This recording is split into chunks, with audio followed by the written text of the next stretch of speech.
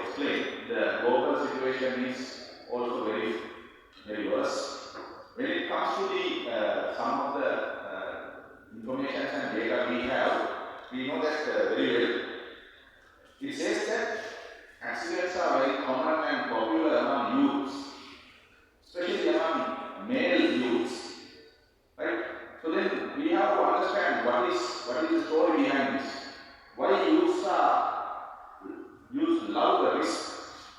What is the relationship between the youth and the risk culture? So we know that, for example, there are many health workers and medical people here. They know that even in Sri Lanka, we know that the lethal shaving is one of the main cause for the oral cancer in our country. But we can't stop it. Why? It has become a part of our culture. If we want to stop lethal shaving, we have to launch a war against culture.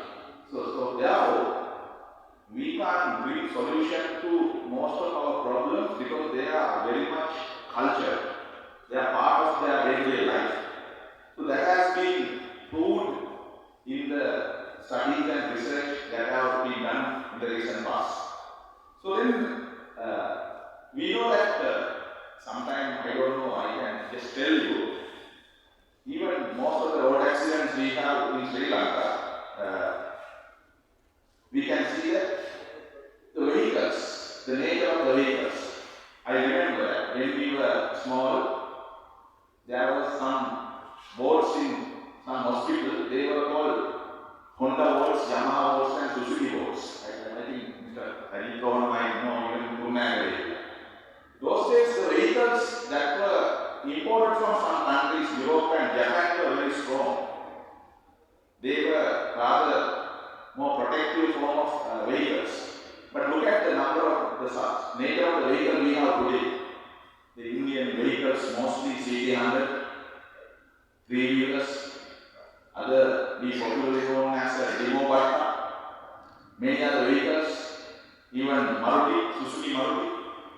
So then we know there is something wrong with even our latest vehicle that our boys are using. If you look at some vehicles in the down part of the slides, you can see those are very heavy-built vehicles. Even if they have accident, at least they can save their life. But today, you know that although we get a high profit from some of the bikes and other vehicles, those profits have to be spent for the treatments that are given in overnight course. Some patients are receiving treatment more than 1 year, more than 2 years. They remain, disabled forever. So therefore, we have to think about the quality of the vehicle, and what type of behavior is related to the vehicle is very important. And one more thing I want to remind here. Sometimes some people, they are more concerned about animal rights more than human rights. Both are important. I don't know whether we have done any studies. I think that Dr. Sankar, we have around 3 million stray dogs in this country. More than 3 million. If you just come from one household to next household, how many stray dogs are there? We can just think what is the correlation between stray dogs and motorbike accidents.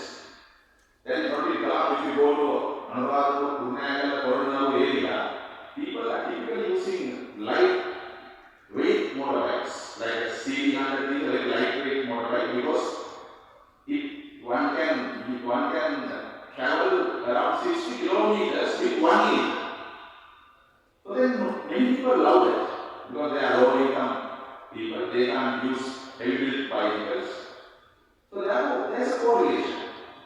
If you ask them, at least once or twice they have met with an accident because of these dogs. But no solution is given to them. I don't know what is the political economy behind that. We have to think about that. So then, other things, if you go to the Kalambu, we can observe RDA put up roads, then water boards and drainage, they come and dig the roads. In right middle of the road, you see quite a lot of damage. Sometimes people love their vehicle more than themselves. So they try to protect their vehicle. So they just try to leave those ditches and small damages. So then it easily allows them to experience road accidents. So then we have to think about the psychology of the vehicle owners. Because they have vehicle loan and they get a motorbike or three-wheel. So they try to always protect their vehicle. So then even there is some people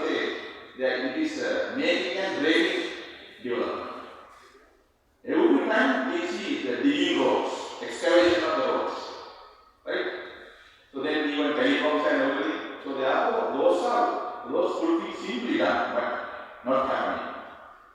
Normally, according to the World Bank reports of 2020, it says 70% of the road accidents involving the low-income groups. That is what I told you. I think Mr. Ajit Roma might know better than me. We have around 1 million previews in Sri Lanka. 1 million previews. So we have around 8 million motorbikes, mostly motorbikes. Almost everybody uses motorbikes in our country. Right? Although people use their vehicle, they can travel 5-6 kilometers per liter, but a person who uses a normal bike, he travels more than 50 kilometers. So therefore, even ladies are using. So then we have to think about why these youths love their death more than their life. What is the story behind it? Now, if we go to the other slides, I think I don't need to tell you these are well analyzed data taken from the Ministry of Transport and Highways. You see the number of death tolls as Mr. Ajit Roma told. I think we are losing around 5 to 8 people every day. The young people, educated people who needs to be served our country in the labor force. I think we are losing more deaths. We are having more deaths in the sector of road accident, more than wars, more than suicide, or more than anything else. So therefore, I think Professor Amala and all are there, they know what is the economic cost of it. So then, my argument is, look at here who mainly dies. Look at these figures. I take them from the Ministry of Highways and Transport. Mainly motorcyclists. Right? But most of them are educated youths who can contribute our labor force. So then drivers, passengers, if you go to the vehicles, number one is motorcycle. Right? Then lorries, three-wheelers, motor cars, private buses. So then I think as our professor mentioned, the accident trauma is we don't have any assurance about our life when we go to the roads. Right? Sometimes some people are afraid of traveling by air, but there is no issue traveling by air. Very hardly any air crash happens. But in Sri Lanka, traveling in public road is the most dangerous. So even if somebody wants to kill a person, the simple way is to do it through the road accident. That is how people speak. If you want to kill somebody, you can kill him or her, and you can say simply, I didn't have brakes in my vehicle. I couldn't manage my vehicle. So therefore, it happens. So then we have to critically think about why this is happening. Look at this one. This is what I want to tell you as a result of my analysis. First, we have to understand the lifestyle of the youth. Then, the risk-taking culture. I think Sri Lankans are very, very fond of taking risk culture. You might know in Sri Lanka people, youths, they die in drawing water. No, not normal children, no normal students. Sometimes very brave, very well-built people, they lose their life by getting into water because they love to take the risk.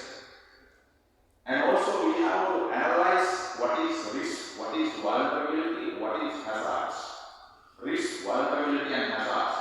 These three are very important. Right? So then, also we have to think about age and gender. We have very less number of deaths reported from motorcycle accidents from the female sector. In case of if they travel with somebody else, they also will have experience. Even if you take even suicide. suicides or any other fatal incidents, the male death toll is very high. So we have to study why is it, what is the culture behind that. That has to be read. I think you can't analyze or you can't provide a solution for road accident only through technological or other ways. You have to read, you have to understand. Especially we know that when it comes to three-wheel culture, there is a subculture. That subculture is totally different from others, right? How they are brought up. If you go to the slum communities in Sri Lanka, so because they are brought up and they are socialized to be risky people. They say it is risky but not dangerous. Fast driving and the over-assessment of themselves when they drive, you can understand. Especially if you go to the private bus drivers. Take for example 138 bus, Peta, Omagamo, Maharana. Look at the way they drive. Sometimes even you can't see the driver. Driver is invisible. He is such a small person. But the way he handles the bus is incredible. Because they love it. Right? So we have to address this culture. We have to go into their subculture. That then only we can solve this problem. Then again, one more thing, education level, livelihood and mentally, that's another factor. Right? How people think about their, because psychology of the people. Normally, some drivers, when they start their driving vehicle from Colombo to Jaffna, how many hours they have to travel? The passengers sometimes they fall in sleep. They have to do their business alone, right? So then there is no any mechanism for them to make them more vigilant in their driving. So sometimes the song that I love and song the driver love is different. Sometimes we love the song of Amardev and Mandaramani, but drivers they don't like it. They like very fast track songs because then only they can have some encouragement. So there is a different culture. Our culture and their culture is different. So that we have to understand. So that cultural gap has to be filled. That cultural gap has to be understood. So then only we can think about bringing down this fatalities. So especially we need to have more psychologists and sociologists into this forum. So that is very, very important. So when I come as some mitigation plans, because that is what we want to do here, the most important thing is we have to give better awareness, especially focusing on the motorbike riders. How can we do it? I think that's not a simple thing. It's not a simple awareness. Right? We have to do it at a micro level, at a rural level, giving them some cultural values. If we are mindful, we can do it. The second one is the subculture of the three-wheel drivers. We know that three-wheel drivers they can be controlled in a proper way. Right? They can be controlled in a proper way. One old grandmother told me one day, she was attacked by a sound. Once she get back and see there is nothing, she thought that it is some ghost or devil. But later somebody has seen a three-wheel has passed. So you can imagine about the speed of the three-wheel. So we have to talk to them. They have a different culture, right? Even we know that they are very good in some cases. When there is a patient, when there is emergency, they help us, right? But they are socially marginalized. They are socially excluded from the main culture. Three-wheel car, something like that. So that has to be changed. We have to look at it from a positive way. We have to promote some social rewards and values for their service. Then they will be for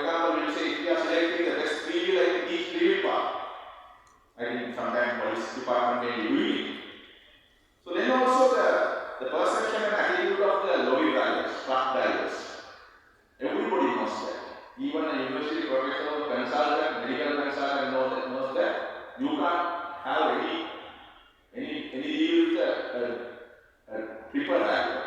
So they are in a separate world. Right? The way they drive is totally different. So how are we going to talk to them? How are we going to address their issues? Because you know that they have to drive their vehicle very fast. They are given a permission or permit to travel, sand or whatever it is, within a limited number of hours. So they want to protect their livelihood and feed their children. So they don't worry about others. So then we have to understand them and we have to give them different opportunities. Then social cultural discourse against the risk taking driving risk. So normally you see in Sri Lanka we have the Toyota Premio car is the most popular common car among the middle class educated people. We see less number of accidents. Right? Why? Look at the background and culture of the owner of the car. He is coming from a different background. If you go to another vehicle, we will say Demo Bata or Mahindra or we will say Bolero. So their background is different. So then we have to study the psychology and the social background of the driver in a different way. And also better if we can provide some other solutions, especially if we can have social mechanisms to monitor these things. Finally, with regard to passengers and pedestrians, we have plans and procedures only considering sometimes the vehicles. Now, for example, look at in Maradana, good pedestrian bridge. Why people don't use it? Because they have to spend extra time. Right? Because even we don't like to use extra time. I will tell you one story. There at the university when Iowa Lakes was want to put some cross-stand bylaws in between buildings. So when engineers try to put the cross-stand bylaws, he asked them, don't do it right now. We'll wait until the student comes. Then the student will find best roads and shoulder roads and crossroads. Thereafter we will put roads. But anyway, we have to do everything for the user-friendly way. So Maradana pedestrian bridge is used by whom? Sometimes beggars and sometimes prostitutes. Because we have to, the vehicle can travel even an extra distance. That is okay. But pedestrians, they don't like it. So we have to think about the pedestrians and the passengers. So then that we have to think and we have to promote passengers and pedestrian societies more and more. We have to educate them. We have to make clubs and societies. We have to legally empower them. Then police and others can simply do their task. So that part is very important. When somebody starts speaking in the bus against a driver and a conductor, no one is coming to involve. They become isolated. So that social protection has to be given to the passenger and pedestrians. So we have to create some kind of an collective sentiments among themselves. Again, for that, we have to give some social security for it. So finally, we have to make a voice against bribery and corruptions. So sometimes it may be against police or any other persons. People think that we can do anything if we have money, if we have favoritism and nepotism. So that is there. So therefore, finally, I would like to say that the culture is very important. Culture is social values, norms, and lifestyle of the people. So we have to critically understand the culture of the people, and also we have to give the values. We should not just let them away. Now, for example, finally, I would like to say, you know about the PETA and fort. People love to be in the fort. The fort is very nice, very organized, very good place. But PETA is not that good place. nationals coming, people are not that good armies, and other people are going here and there. But if you want to have a good fort, you need to have such kind of Peta. Fort and Peta are just like two sides of the same coins. So even we have respect low-income groups, motorbike cyclists, three-wheel riders, they will never understand our culture. We have to understand their culture and we have to get down to them. We say unconditional positive regard. We have to get back to their roots level and understand them. Then hopefully we will be able to minimize these things. Once again, thanks for being